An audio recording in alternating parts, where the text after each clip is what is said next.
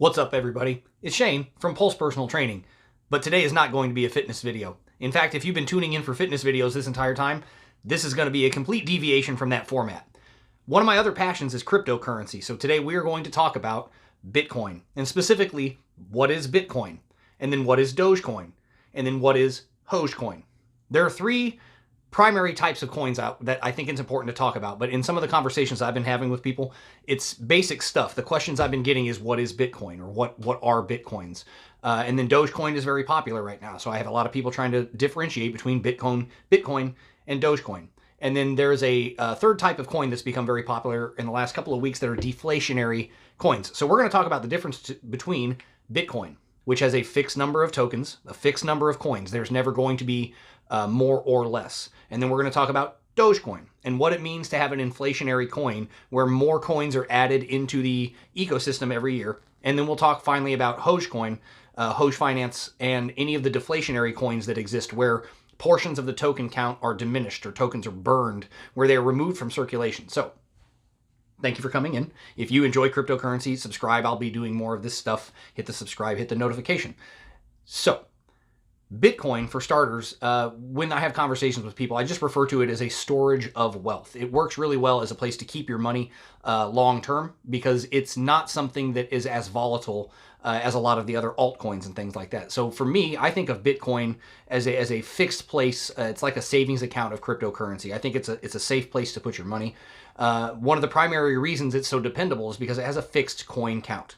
So what does it mean when we say that Bitcoin has a fixed coin count? It means that we know exactly how many Bitcoins there are ever going to be, how many can be mined, and how many there will ever be. So when you see the price of a Bitcoin, and people are talking, between 3,000 at one point down very low and up to as high as 60,000 recently, the value of an individual coin is determined by how many coins are in circulation. So with a fixed number of Bitcoins, that price, as the scarcity increases, as more people own portions or fractional portions of Bitcoins, price goes up. In a situation like Dogecoin, which was designed very differently, it is an inflationary coin. So there are more coins available on the market every year. Now, it's not designed to inflate into infinity. It's not going to be like the US dollar where it can be just printed and printed and printed. The gentleman that designed Dogecoin, Billy Marcus, designed Dogecoin to have a diminished returns system. So every year there are less coins being introduced into the system. And if you follow the math far enough, there's a diminishment point where the amount of coins being injected into the ecosystem every year is much, much lower than it is now. So it is true that every year more Dogecoins are available. It is true that the inflationary nature of Dogecoin is what tends to keep the price from going up as much as you might see Bitcoin or Ethereum or some of these other coins jumping. It's because more coins are always being injected into the system. So the rate of purchase needs to outweigh the rate of coin injection because that's what it's going to take.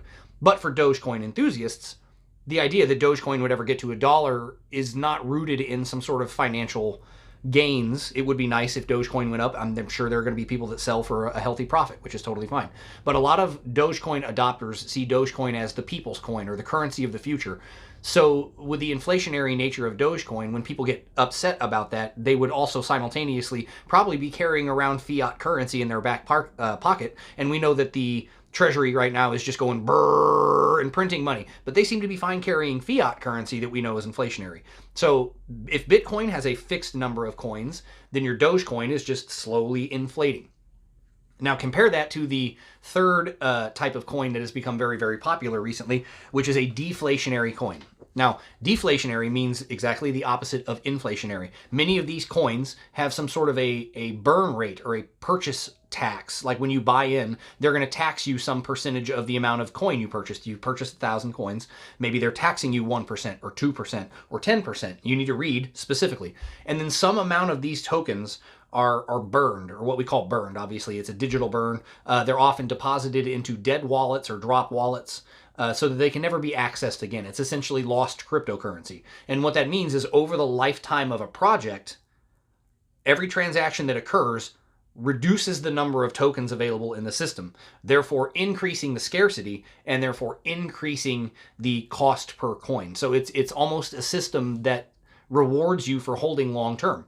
if you just sit on your coins and more people continue to trade these coins, they sell, they buy, they sell, they buy, the burn rate increases the scarcity. And simply by holding the same number of tokens you've always had, they become more expensive. As less tokens are in the system, the price per coin goes up. So the long-term prospect for deflationary coins is actually pretty exciting. And since it's a new genre of coin, there are hardly any long-term examples of what deflationary coins are going to be able to do. So there were a lot of coins in the last, I would say, month going back that sprung up in the DeFi systems that were on PancakeSwap and on Uniswap and stuff like that are deflationary coins. And there were some that started in the beginning, and I'm going to use HOGE as the example because HOGE jumped up and they tried to be the DeFi Doge. What they wanted to say is, hey, this is a meme coin. You guys love dogs. We love dogs. We're going to make a deflationary version of Dogecoin. It's the same idea, but instead of having an ever-increasing token count, we're going to have a reductionary token count. And not only is that token count going to burn coins as we have transactions, but we're actually going to reward token holders with a portion of that drop. So if it's a 2% tax, maybe they're burning a percentage, and then they're sending another percent to token holders.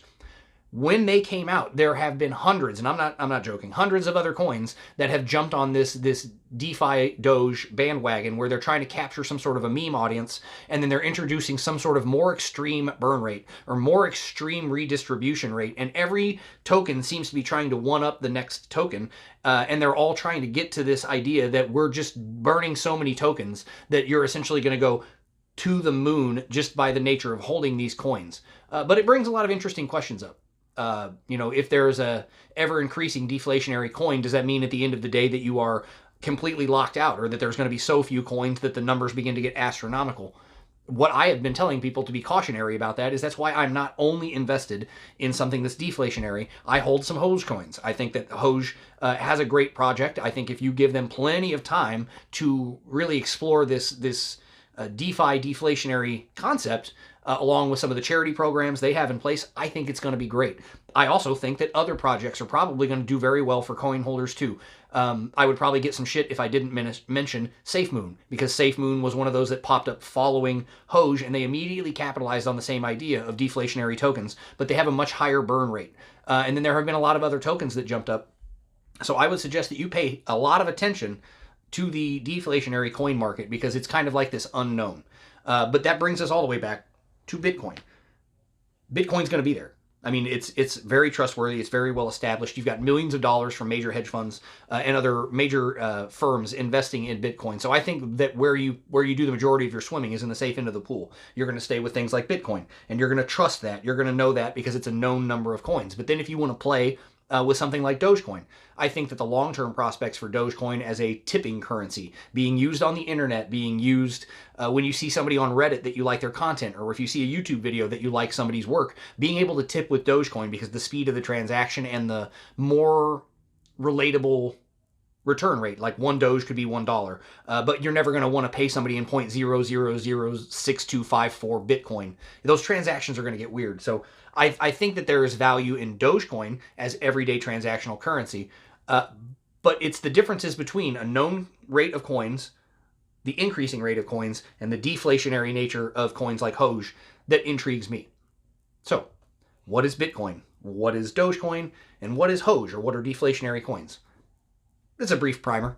There are going to be videos on YouTube that go into each of those subjects a lot more. If you want to learn specifically about Bitcoin, there's probably going to be somebody that's got a very in-depth video, and I suggest that's the one you find. I'm not going to reinvent the wheel. If you want to learn a lot more about Dogecoin, there are other channels out there that are specifically to Dogecoin audiences and stuff like that, and I think that's probably a good idea. You need to find somebody that knows the coin you've invested in very well so that you can track that news. And then if you're interested in HOGE Finance, the HOGE coin, or any of the other altcoins that are trying to do this, I suggest very much that you go where those crowds are at. You're going to need to get into the subreddit for that coin. You're going to need to get into the Telegram. You're going to need to get into the Discord, because the bigger coins, it's easier to follow. The news reports these things, but the smaller the coin, the smaller the audience, but often the more volatile and the more ripe for explosive growth these smaller coins are. So Bitcoin, fixed number of coins, reliable. Dogecoin, inflationary. There's more coins every year, which is not problematic if you understand what the system is for. And then HOGE, or any other deflationary coin. It's a new sector. No one really knows how that's all going to work out. And each of these individual coins are struggling to find an identity beyond their initial meme point. So there's a lot of charity work, there's a lot of donations, there's a lot of funds being raised in these communities, and there's a lot of good meme work going on. So look, depends on what you're looking into. If you want to get into crypto just for investing, you're probably going to buy something like Bitcoin or Ethereum and just sit on it, never check. But if you're trying to actively participate, I would look into some of these smaller coins. It'll give you an idea at least of the genesis of these coins and what the developers are trying to do. So, in short, welcome to the channel, Pulse Personal Training, and also Pulse Crypto. If you like it, hit the subscribe button. If you want the notifications, hit the notification bell. I appreciate every one of you. Check in the About section. I'm going to have a link down there for my wallets. Obviously, this is not going to be a monetized channel for quite a while until I get the viewers and stuff like that, if that happens. If not, there's going to be a link down there. I'll put my wallet links in there. I would appreciate a tip. Obviously, it goes to help make these videos. It helps to support me. So, let's go. This is Crypto Pulse, or whatever I'm going to end up calling it. My name is Shane. I appreciate every one of you that watched. Stay tuned for the next video. Keep the candles green, or some other tagline. I'll figure out the outro. I appreciate you.